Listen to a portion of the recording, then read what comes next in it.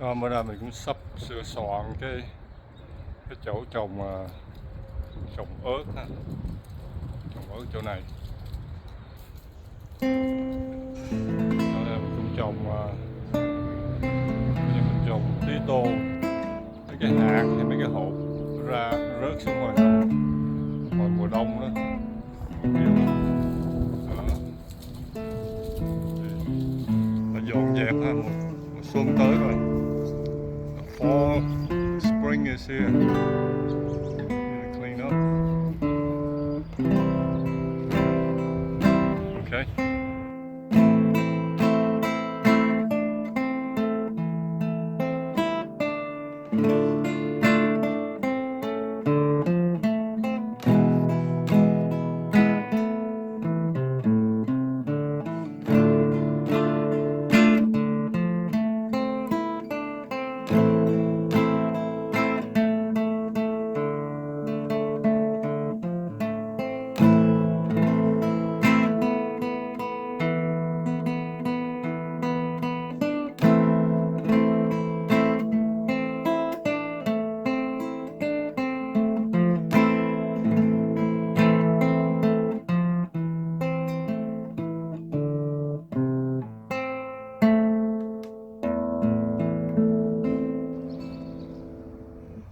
Mình mới mua cái bao đất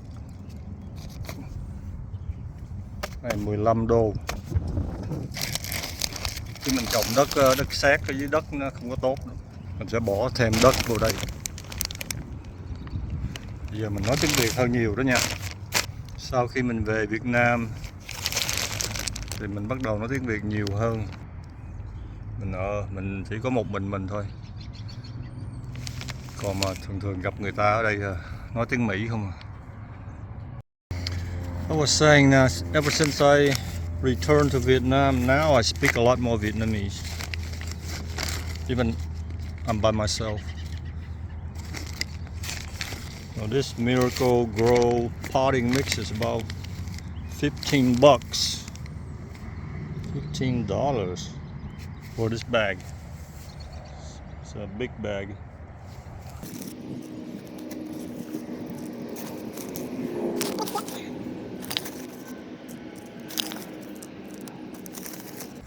So each container here is $5.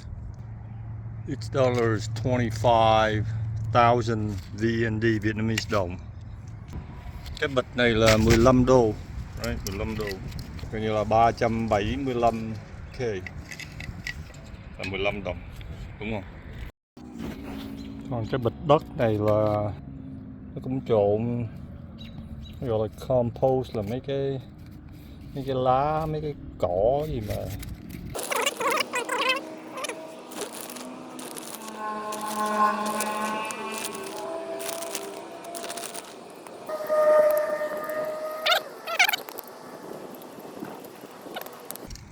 What's next? Kế tiếp là làm gì đây? Kế tiếp là mình lấy mấy cái hột ớt, hạt hay hột. Đôi khi mình dùng hạt, đôi khi mình dùng hột. Mình dùng tiếng gì? Bây giờ tiếng Việt Nam mình giờ bị trộn lộn tiếng Bắc trong này. Đi vô nhà đi lấy mấy cái trái ớt khô hồi năm rồi ha. Giờ mình thả mấy cái hạt vô đây. Ok, bây giờ mình lấy bô xong rồi nè ha. Số 1 là ớt hiểm thường, nghĩa là ớt nó ốm nhọn. Số 2 là ớt hiểm gọi là ngắn mập. Thấy nó ngắn hơn, nó mập nè. Số 3 là mình gọi là nó dài mập, thấy không? Nó dài hơn, nó to hơn. Thấy 3 loại đó. Cái loại này là cái loại mình gặp ở chùa, mình bứt cái giống nó về, mình gọi là ớt đen, nó đen thui lui nó đen. Nhưng mà mình trồng thử coi năm nay nó ra như thế nào. Lúc đó mình cũng không có chắc là nó sẽ thành màu đỏ nữa, tại lúc đó nó màu đen. Nhiều khi nó xanh xanh là nó hồng hồng, đen đen là nó thành đỏ. Còn trái là trái cà cherry. Ok. Bây giờ mình sẽ lấy mấy cái hạt ra, mấy cái hộp ớt ra, mấy cái hộp cà ra, bỏ vô cái bao ni lông. Đó, mình set up cái camera ra trên bàn. Cái tripod của mình.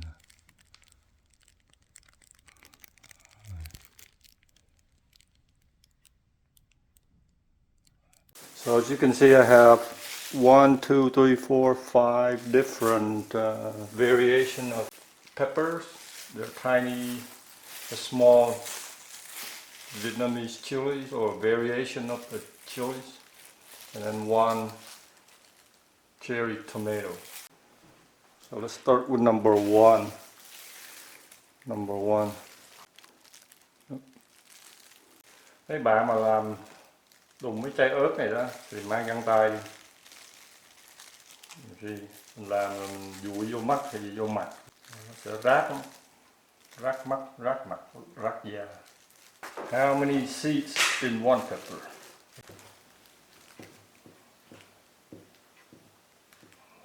1, 2, 3, 4, 5, 6, 7, 8, 9, 10, 11, 12, 13, 14, 15, 16, 17, 18, 19, 20, 21, 2, 3, 4, 5, 6, 7, 8, 9, 30 rồi. Over 30 seeds, hơn 30. That's 32 here, so they're roughly 30 some seeds. Khoảng 30 mấy hạt ớt trong một trái ớt. Đủ rồi. Nhiều quá rồi. Okay, that's enough.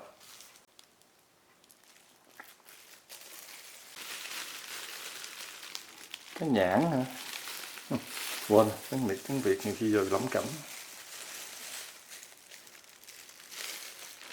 Bỏ cái này vô ha. Giờ mấy cái trái này cũng ức hiểm rồi, mình bỏ vào đây luôn.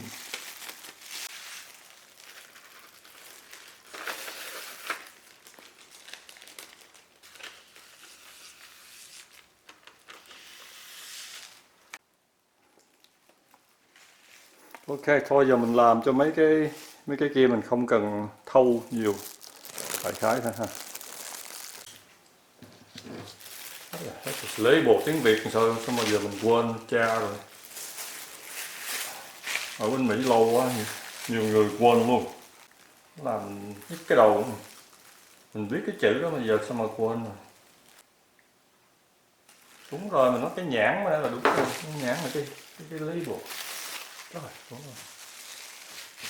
Nhãn là label, nhãn cũng là trái nhãn. Trái nhãn như là lychee. Không?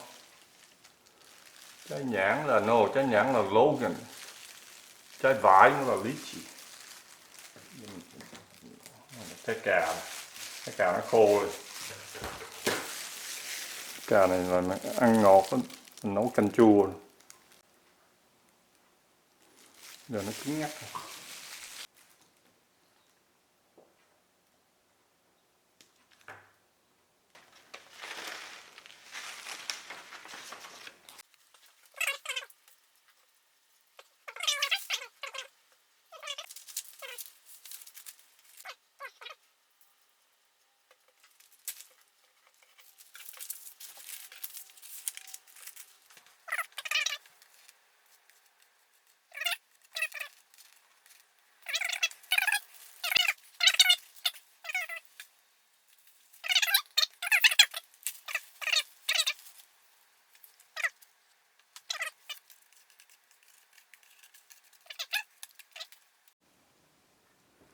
Day 1. So the date on the phone is March 23rd. Ngày 23 tháng 3.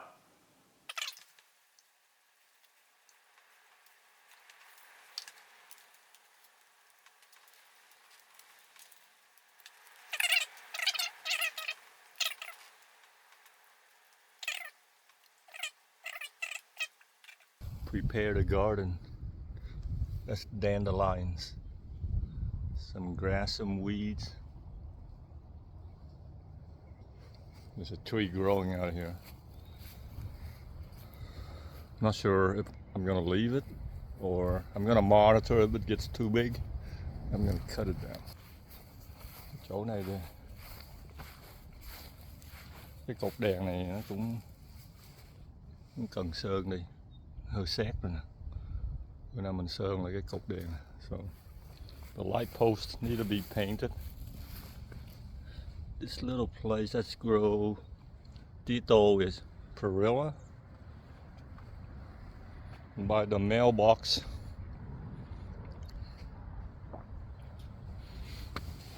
Gotta get rid of all these weeds. It's the neighbor's house. They got a dog, so they got the fence there. So let's walk to the side of our house. Nhà mình đây. Nhà này cũng mấy chục năm rồi chứ không phải nhà mới đâu. Đó.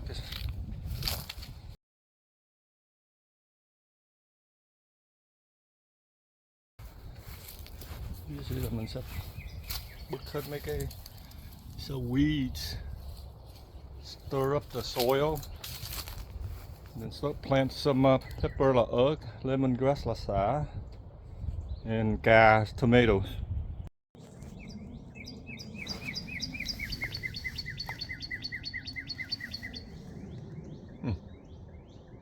You hear the birds, nature. Okay, go.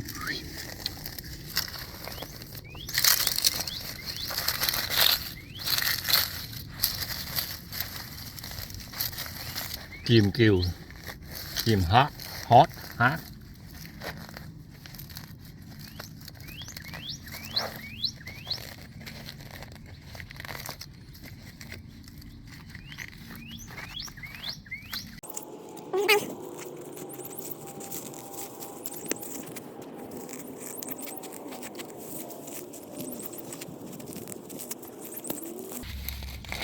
Today I'm just gonna lightly get rid of some of the eyesore.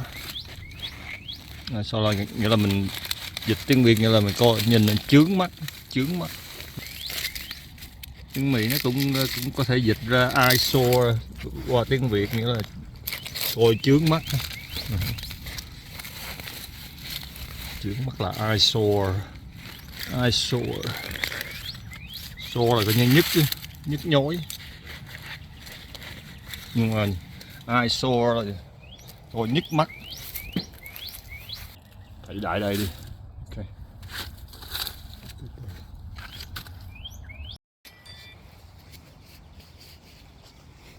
Rồi mình đem mấy cái dụng cụ để làm vườn ha.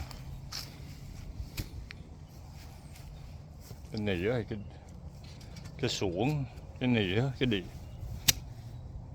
Đó.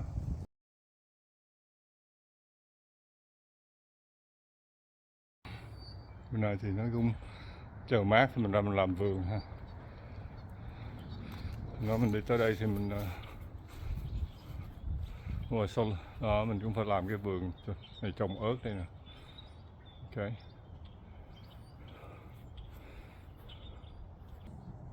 Còn trong đây chắc mình chỉ xới đất sơ thôi ha. Mình chỉ xới đất sơ thôi.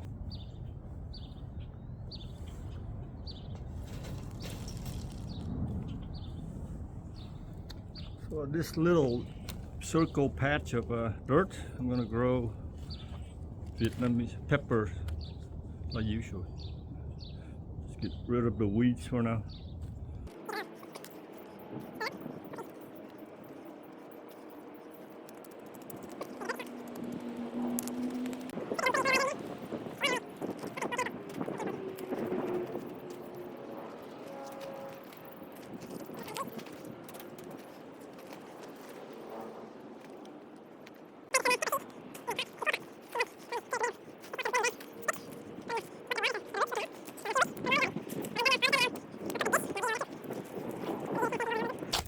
Joy of life. I think get rid of the weeds early. Don't wait too late. Mấy cái cỏ dại này mình dẹp nó sớm càng tốt. đợi lâu nó cái rễ nó xuống sâu khó trị lắm, khó giết lắm. Nãy giờ mình xới đất kìa.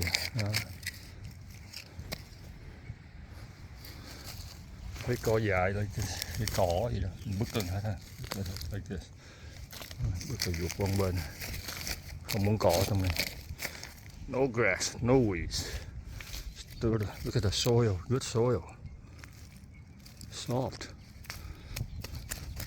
soft and black, that's good soil. Đất mà nó đen mà nó dễ, đất này đất tốt. Các bạn đồng ý không? Just agree with me, these are good dirt. They're soft, they're not hard. They're not sticky like a clay either.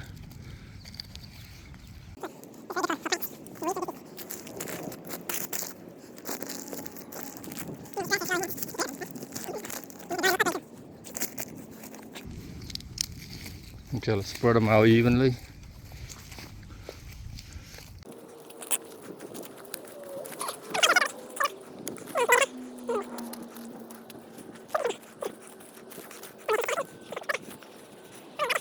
Okay, bữa nay là ngày 10 tây tháng 4. Ẩm.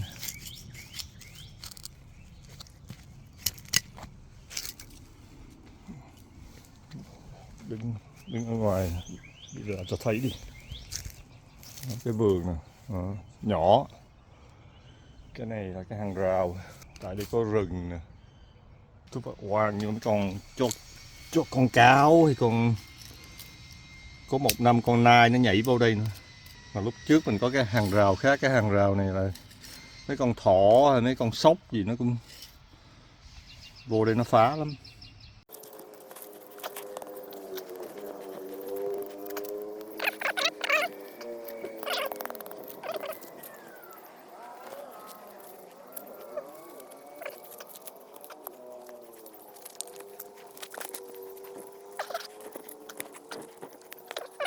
Mình không biết cái này gọi là tiếng Việt gọi gì.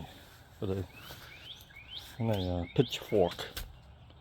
Cho giờ mình xoáy đất lên kiểu này nè, nó lẹ, rồi đạp lên, nó đứng lên.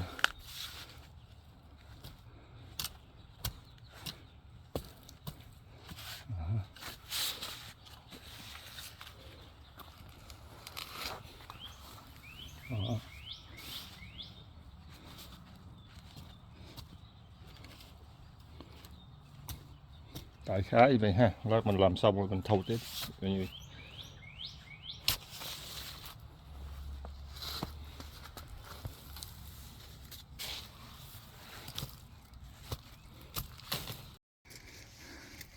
Đập cho nó nát ra một tí, nó ướt ha, ẩm. Mình xới nó lên rồi mình xoáy nó nè, xới là xoáy.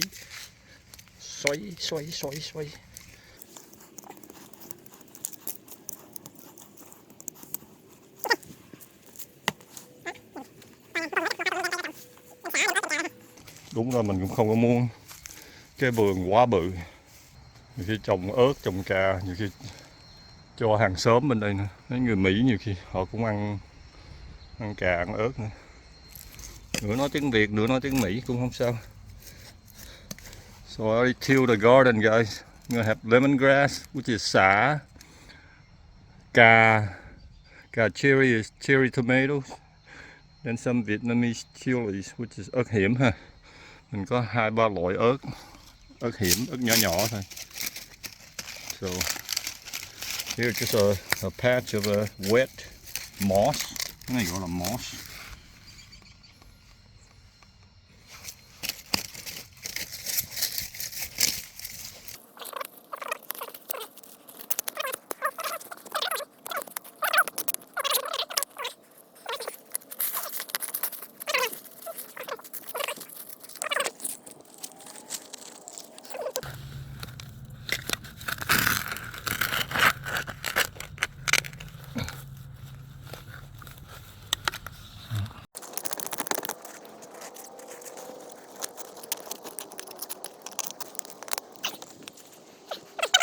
check on the plants. Hôm nay là ngày April 16, ngày 16 tháng 4.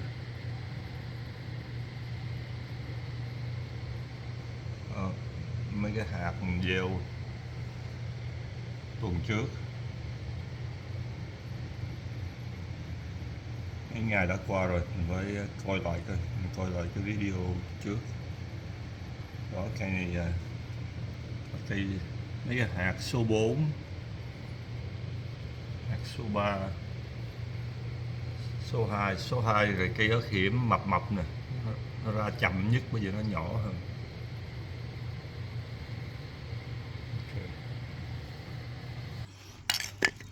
Cái đất mà gì mà trong vườn mình rồi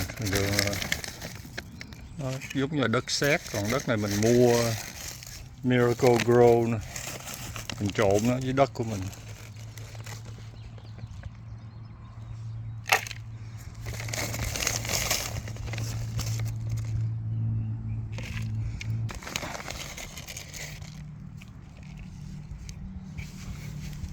Đó. Bên này mình không có mang dài, mình mang đôi dép, mình có cái sandal này. Làm biến mang dài. Nhưng mình đem 3 cây sả ha xuống ngoài sau bên hông nhà mình trồng ha. Đó, cái vườn này. Thì mình trồng mấy cây sả. Hồi năm rồi mình trồng 2 cây sả. So I had 2 lemongrass plants in there last year. This year go for 3. Over here, pot plant, 1 tomato tree. Plant maybe or 2. Mình ăn cũng không hết. Mình trồng ít cho vui, với lại mình cũng có thể ăn được. Trồng nhiều quá ăn không hết. Okay, let's get busy. Bước qua.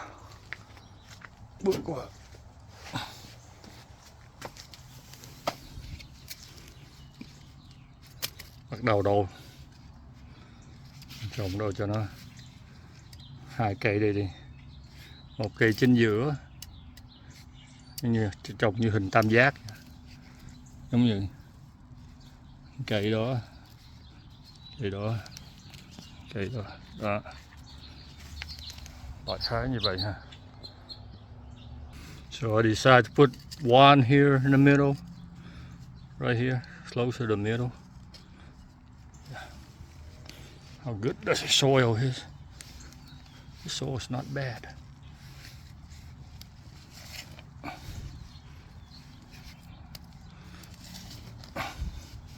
Actually, the soil is pretty good.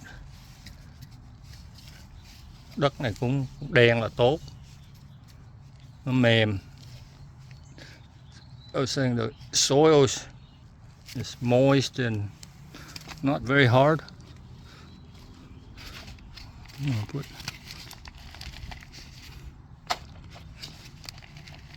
Make some goods.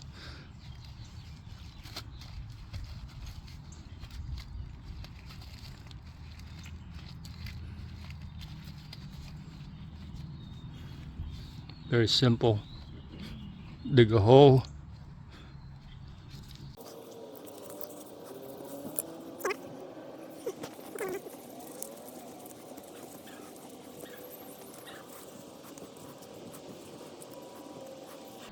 Hôm nay là ngày 27 rồi, 28 rồi. Cuối tháng 4 rồi. Đó, chỗ này là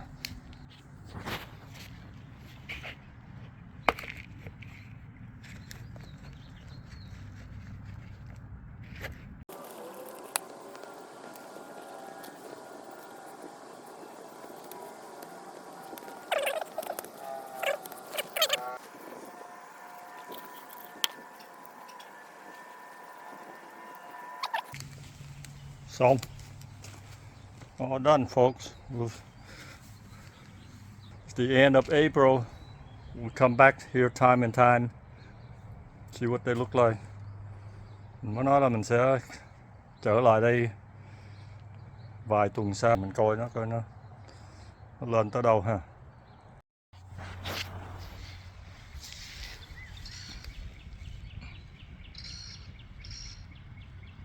Hay chậu ớt này là ba loại ớt hiểm, nó hơi khác nhau. Today is 22nd of May, ngày 22 tháng 5.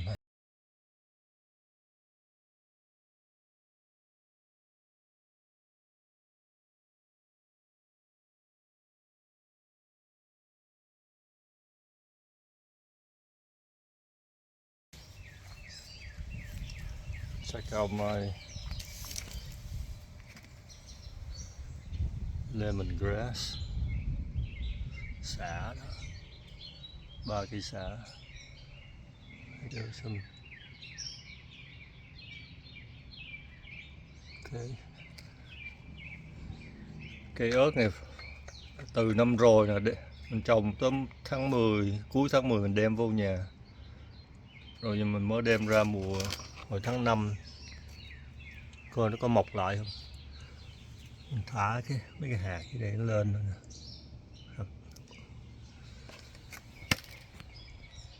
Đó, cái vườn đó mới cắt cỏ xong rồi.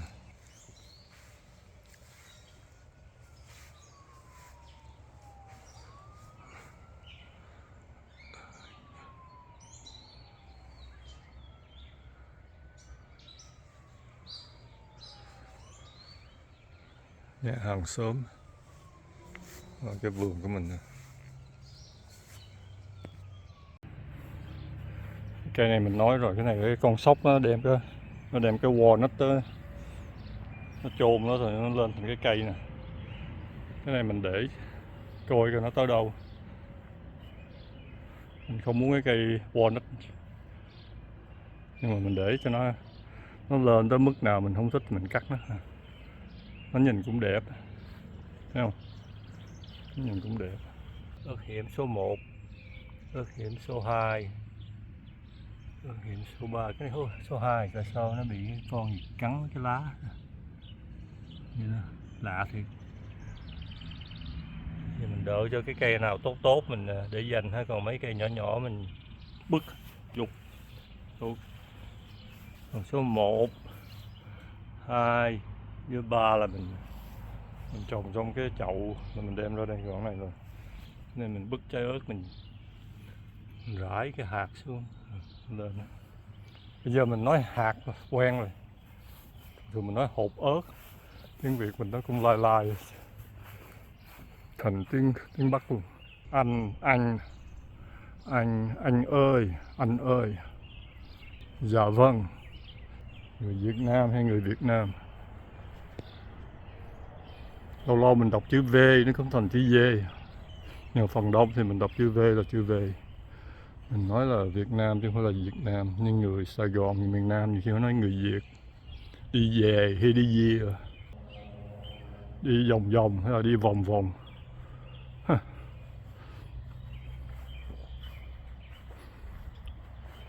Mình thích đi thâu cảnh mình chia sẻ. Cái này là cái quả hả?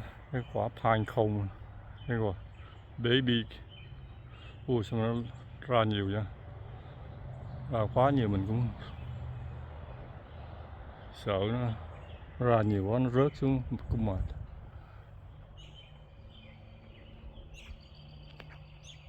Đẹp không? Trời bữa nay mây trời màu xám, nó cũng muốn mưa mà nó chưa mưa hẳn, chắc không mưa đâu. Today let's get rid of the small ones and leave the big ones only, because we don't need to grow this many pepper plants. Tito here and some of the weeds, let's pull them out.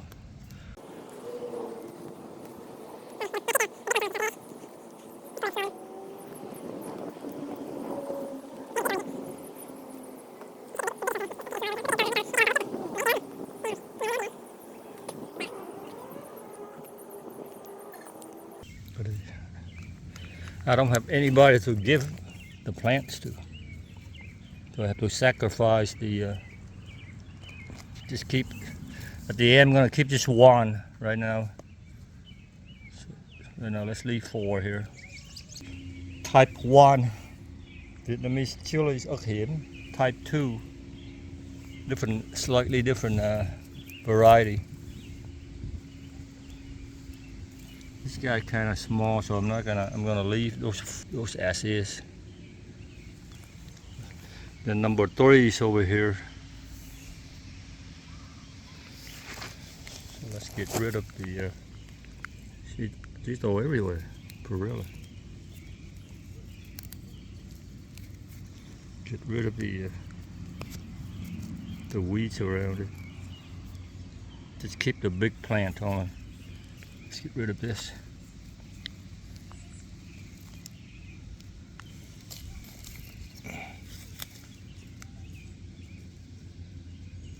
Get rid of this.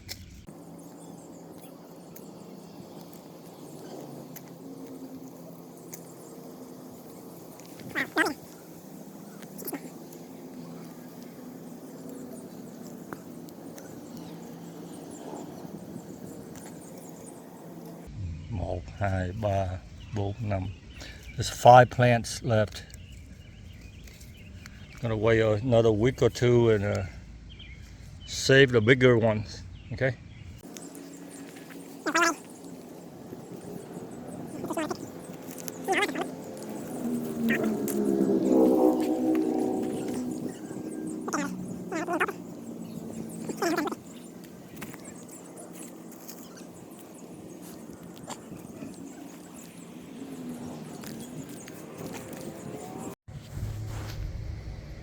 Let's see, what's the garden doing?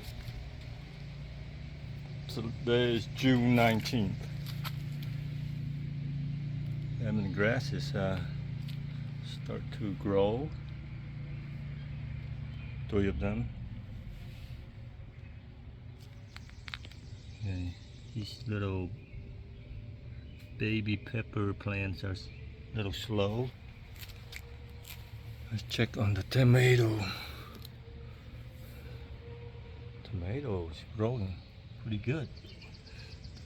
Okay, they are tomatoes. Okay, this one's got a tiny tomato there. This plant was eaten by some kind of animals at the tip, but now it's shooting up. I'm not sure I'm gonna, I don't need that many tomato. 2 tomato plants are plenty.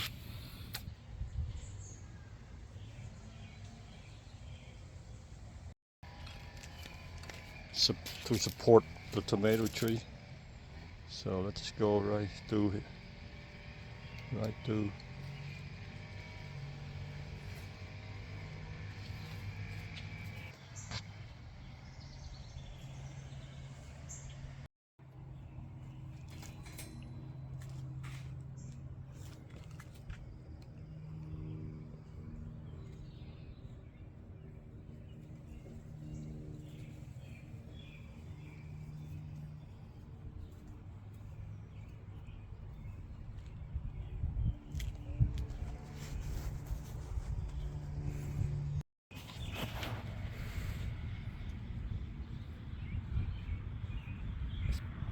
Peppers, number 1, it's labeled number 2, number 3, might be number 4.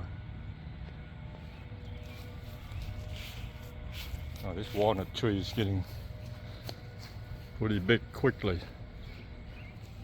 I think I'm gonna trim the branches down a little bit. I don't want a big tree in front of the house. So I'm gonna have to do some trimming. Maybe another week or 2 I'm gonna trim the lower branches.